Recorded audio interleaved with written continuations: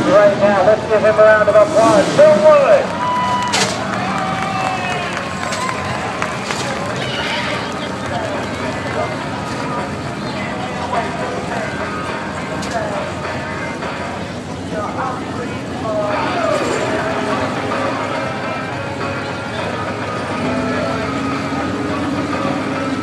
Final preparations are being made for the mud pit down there.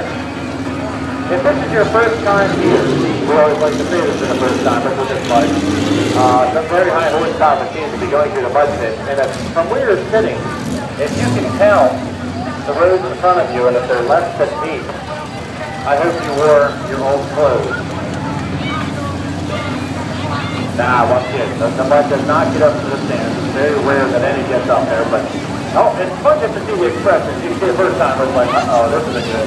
8 people just going through the back roads and down on their test. They're counting, right?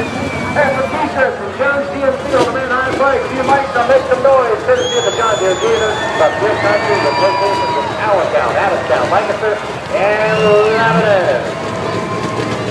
Jones GMC. Hey, they have one of their representatives out there, that young lady right there from Jones. We're going to see her talent in launching.